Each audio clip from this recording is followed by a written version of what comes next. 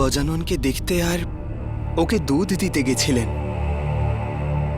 এখনো ফিরলেন না কেন? এই ভয়ঙ্কর চিৎকারের শব্দ হচ্ছেটা কি ওখানে?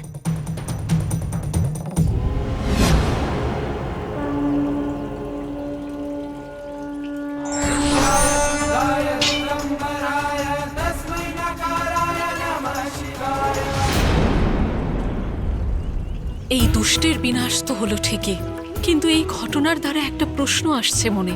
কোন দিব্য শক্তির রূপ আমার গজাননের জীবন? আর ওর জন্মের উদ্দেশ্যটাই বা কি? কিছুই তো বুঝতে পারছি না আমি। পিতা আমায় সঠিক সময় রক্ষা করে ফেলেছেন।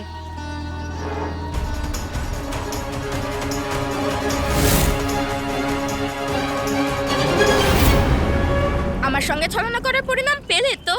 গজাননের দুটো চোখে তো ভয়ের কোনো চিহ্নও নেই, এমন ভাবে দাঁড়িয়ে আছে যেন কিছুই হয়নি। কে ইনি? আর কি হয়েছে? গজানন, তুমি ঠিক আছো তো? হ্যাঁ মা। এই রাক্ষস এখানে এলো কি করে? এই কোথা থেকে এসেছে তা তো আমি জানি না মা। আমি যখন মহল থেকে বাইরে এলাম তখন জয়া মাসির বেশ নিয়ে আমাকে নানা রকম ভোজন দেওয়ার প্রচেষ্টা করলো, কিন্তু তা আমি অস্বীকার করলাম। তারপরে আমায় এক পাত্র দুধ দিল, যেটা খুব তেতো ছিল। তুমি দিয়েছো এটা মনে করে আমি ওই দুধ পান করলাম। তারপর পিতাশ্রী নিজের ত্রিশূল দিয়ে ওকে বধ করে দিল। আমার পুত্র, আমার গজানন, তোমায় সুরক্ষিত দেখে আমার প্রচন্ড ভালো লাগছে।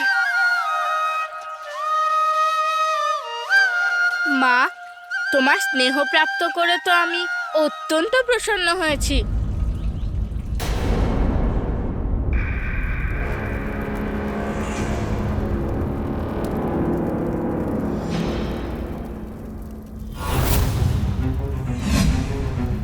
আর প্রতীক্ষা করতে পারছি না আমি। কোথায় গেল ওই বিষময় জিহ্বা? এখনো ফিরছে না কেন? আপনি বৃথাই চিন্তা করছেন অসুর সম্রাট। ফিস ফিস করো না বৃদ্ধা, যা বলার স্পষ্ট করে বলো। আপনি বৃথাই চিন্তা করে বিচলিত হচ্ছেন। জিহ্বা শীঘ্রই আসবে, কিন্তু এবার ওকে এখান থেকে দূরেই রাখবেন। ওকে এখান থেকে পাঠিয়ে দেবেন আপনি, না হলে ওর বিষের কুপ্রভাব পড়বে আমার ওপরে। গজাননের সুরক্ষার জন্য মাতার চিন্তা যথাযথ। পিতা, এই আসরিক শক্তি বারবার ভিন্ন ভিন্ন রূপে গজাননকে আঘাত করার চেষ্টা করছে।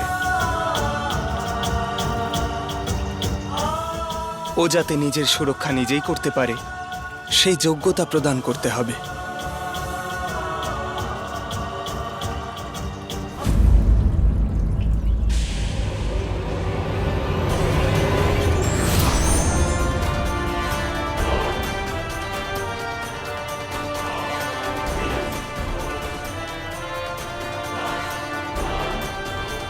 দাদার কাছে ধনুক,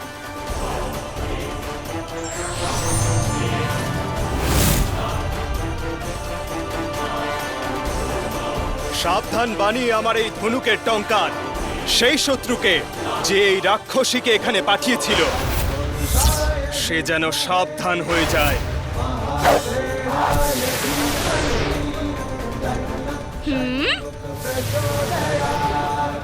আমার কার্তিক দাদা কি মহান যোদ্ধা!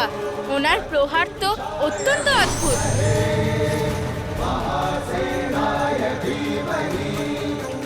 অদ্ভুত দাদা, অদ্ভুত।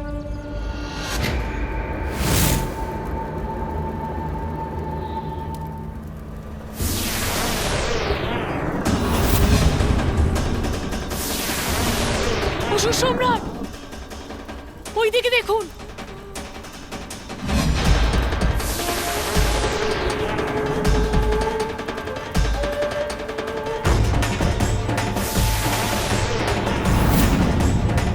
এ কার বান? আমার দিকে কেন এগিয়ে আসছে ওটা?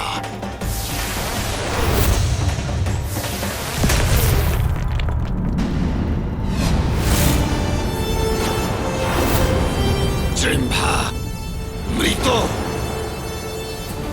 সাবধান বাণী আমার এই ধনুকের টঙ্কার সেই শত্রুকে যে এই রাক্ষসীকে এখানে পাঠিয়েছিল, সে যেন সাবধান হয়ে যায়।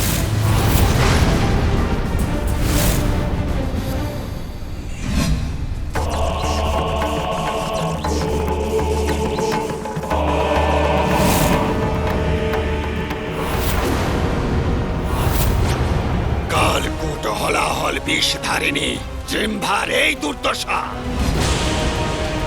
এত শক্তিশালী রাক্ষসীকে বধ করলো এই গজমুখ বালক। ত্রিদেব সুরক্ষিত নয় এই কালকূট বিষ থেকে, এটাই তো বলেছিলে। তাহলে এক বালক কি করে সহ্য করলো ওই বিষ? বধ কি করে করলো জিহ্বাকে?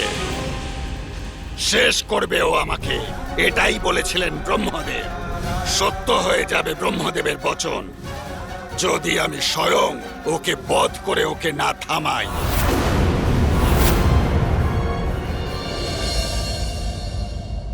গজানন, ভেতরে চলো। না দাদা, আমি ভেতরে যাব না। কেন আমি ওখানে যাব? ওটা দেখার জন্যে যে তুমি একা একা এত সুস্বাদু খাবার খাচ্ছ মায়ের হাতে, আর আমাকে কেবল মা দুধ দিচ্ছে।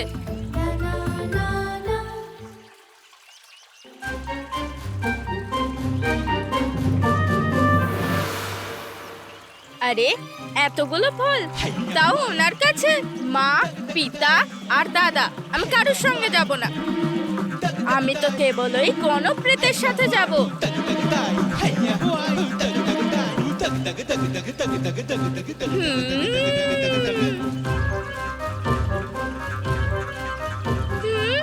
এবার তো এই ফলগুলো কেবল আমিই খাবো। দাঁড়ান, আমিও যাচ্ছি তো আপনার সাথে। আরে গজানন, দাঁড়াও। প্রত্যক্ষ রূপে ও একজন বালক, আমার পুত্র। বালকের মতো আচরণ করে আমাদের মন ভোলায়, কিন্তু যা স্পষ্ট দেখা যাচ্ছে তার অন্তরে কি আছে?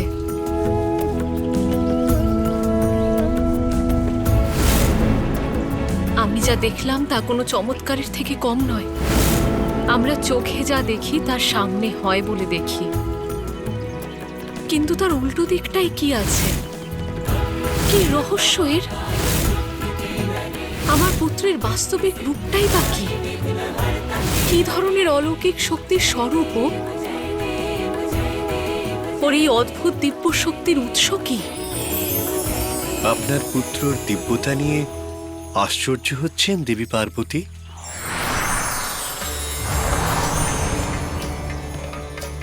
আপনারা সবাই এখানে?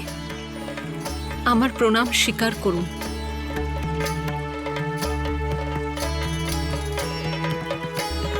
দেবী পার্বতী, আপনার পুত্র অত্যন্ত অসাধারণ। যার রক্ষার জন্য আপনি চিন্তিত, সে জন্মের পূর্ব হতেই আপনাকে, অর্থাৎ নিজের মাতাকে রক্ষা করে চলেছে। আমার রক্ষা করেছিল ব্রহ্মদেব, তাও আবার জন্মের আগে? কিন্তু কিভাবে? আপনার তো সেই কথা স্মরণে থাকা উচিত, যখন আপনি আপন কল্পনাতে নিজের পুত্রের রূপের সৃজন করছিলেন।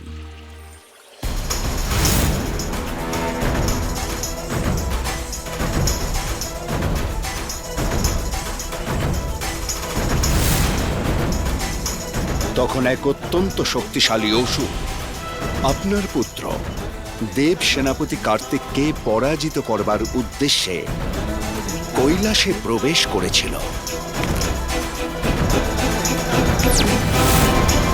কিন্তু ওর কুদৃষ্টি আপনার ওপর পড়ে। তখন গজানন হস্তক্ষেপ করে সেই অসুরের হাত থেকে আপনাকে রক্ষা করে। গজাননের অনুপম অদ্ভুত দিব্যতার আভাস তো আমিও পেয়েছিলাম দেবী পার্বতী।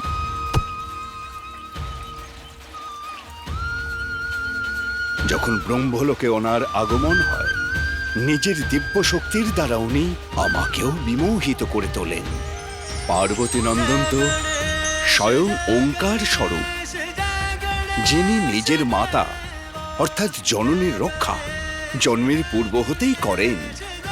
তিনি হলেন ওঙ্কার স্বরূপ, যার উদরে লালা স্বরূপ অমৃতের উপস্থিতি। আপনার ওই পুত্র সাধারণ বালক কি করে হতে পারে দেবী পার্বতী? আপনারা সবাই গজাননের দিব্য শক্তির অনুভব করেছেন ও ওমকারের স্বরূপ। আমার পুত্র, সেটা কি করে সম্ভব?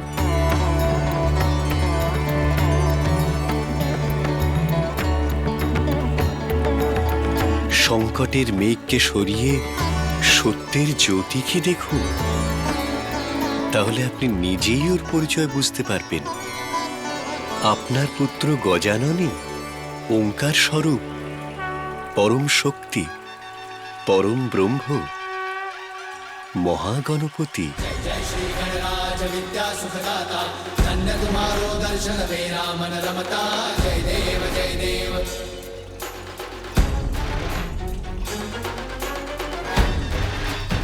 মহাগণপতি অর্থাৎ সেই পরম শক্তি যার আভাস আর দর্শন শুধু ত্রিদেব নয়, সত্যযুগেরও আগে এই সৃষ্টির প্রারম্ভেই হয়েছিল। এটা সেই সময় ছিল যখন পুরোপুরিভাবে সৃষ্টির বিনাশ হচ্ছিল। প্রলয়কালের ভয়ঙ্কর দৃশ্য ছিল। জল আর বায়ুর দাপটে এই সংসারের সংহার হচ্ছিল। সম্পূর্ণ ধরা সাগরের জলে বিলীন হয়ে যাচ্ছিল। সর্বত্র বিনাশের অন্ধকার প্রস্তুত ছিল। সৃষ্টি, প্রকৃতি, সমস্ত সংসার জুড়ে সেই বিনাশের ছায়া ছিল। সম্পূর্ণ ব্রহ্মাণ্ড ধ্বংস হতে বসেছিল।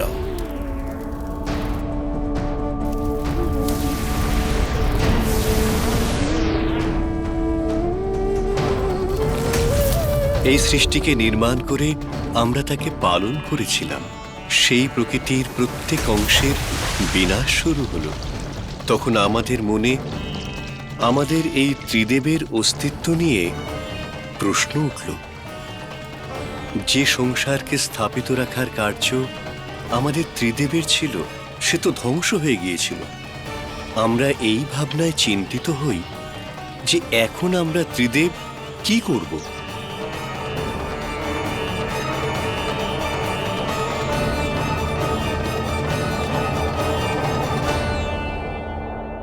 আর এই সমস্যার সমাধান আমরা গভীর তপস্যা থেকে পাব বলে আমরা তিনজন তপস্যা করার জন্য পাতাল লোকে চলে গেছিলাম।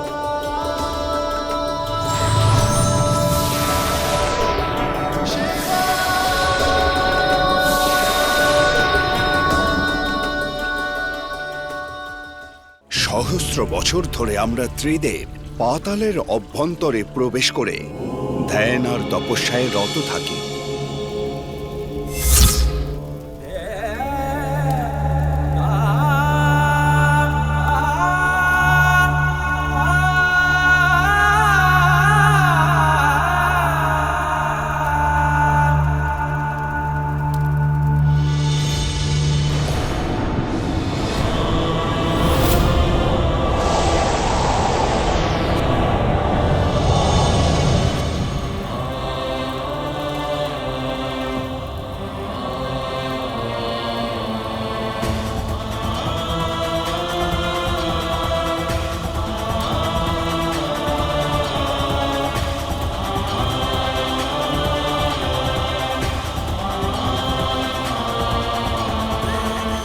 যখন ওই ঘোর তপস্যার কোনো ফল পেলাম না, কোনো সমাধান আমাদের সম্মুখে প্রতিভাত হলো না, তখন আমরা পাতাল লোক থেকে বাইরে আসার সিদ্ধান্ত নিলাম।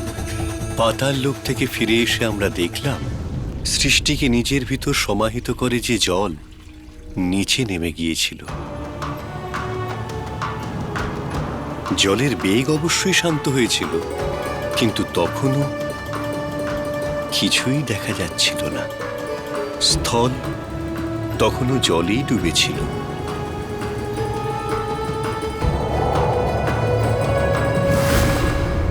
একটাই মাত্র স্থান যা জল থেকে মুক্ত ছিল। সেটাকে নির্দিষ্ট করে আমরা তিনজন সেখানে বসে আলোচনায় মগ্ন হই। কিন্তু আমাদের সমস্যা সেরকমই ছিল, কিন্তু যা ঘটছিল তার অন্তও ছিল। সেই অন্তস্থানের খোঁজে আমরা ধ্যান ও প্রার্থনা করতে শুরু করি, যাতে সম্পূর্ণ সৃষ্টির অস্তিত্ব টিকে থাকে, যিনি শুধু সৃষ্টিরই নয়, এই সমস্ত ব্রহ্মাণ্ড সৃষ্টির কারণ, যা অনাদি ও অনন্ত। আমরা সেই পরম ব্রহ্মের আহ্বান শুরু করি। তিনি আমাদের মার্গদর্শন করাবেন।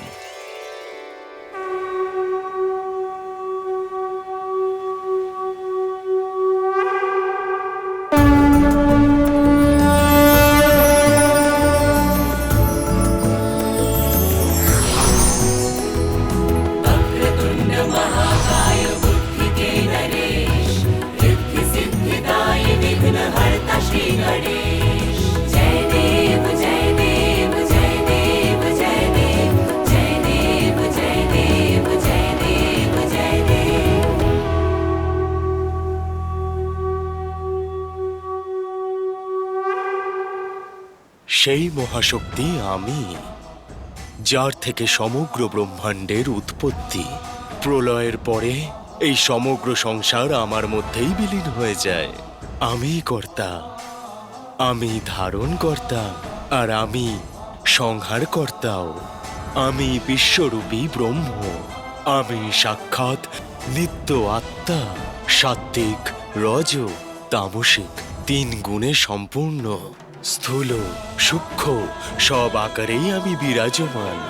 ভূত ভবিষ্যৎ বর্তমান সর্বত্রই আমাকে পাবে। আমি রয়েছি সর্বত্র। আমি ওঙ্কার, যেটা সর্বমন্ত্রের বীজ মন্ত্র। সমগ্র জীব আমার থেকেই উৎপন্ন হয়েছে। नमो नमो विश्वे भृते अखिलेश नमो नमः कारण कारणाय नमो नमो वेद विदाम दृश्य नमो नमः सर्ववर प्रदाय।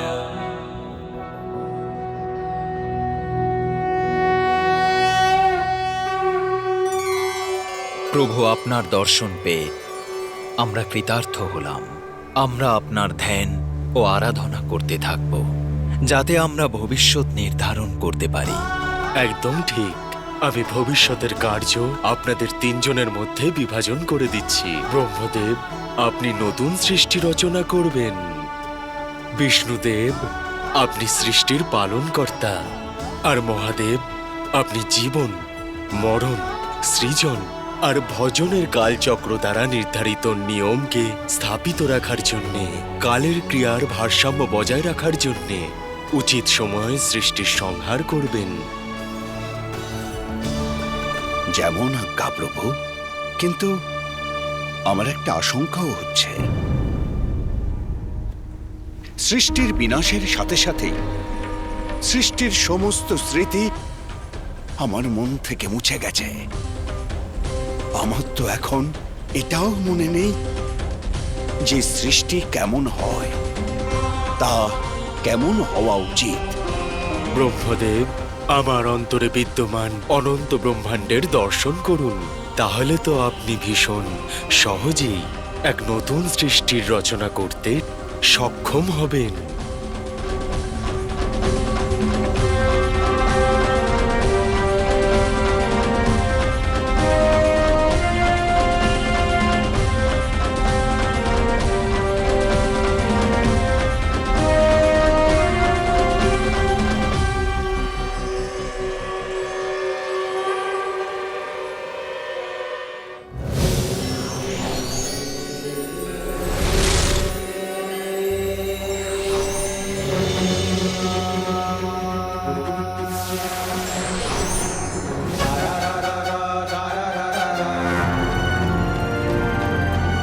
কি আশ্চর্য!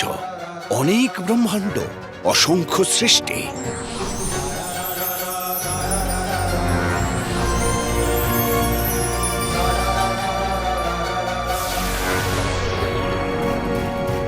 পরম ব্রহ্ম পরমেশ্বরের ভিতর কত অসংখ্য রচনা, যা ভিন্ন ভিন্ন সময়ে সৃষ্ট।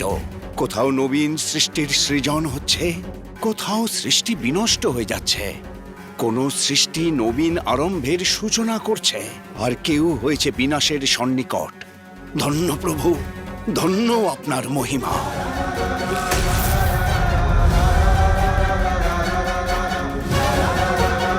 ধন্য প্রভু।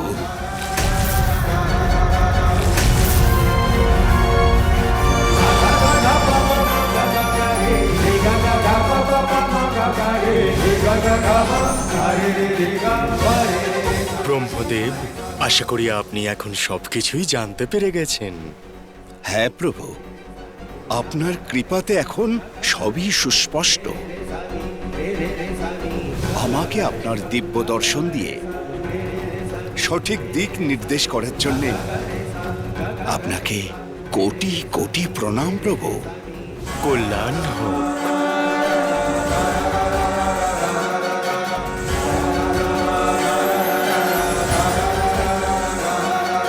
গৌরী গজানন্ত পরম ব্রহ্মই, যিনি এক বালকের রূপে অবতীর্ণ হয়েছেন।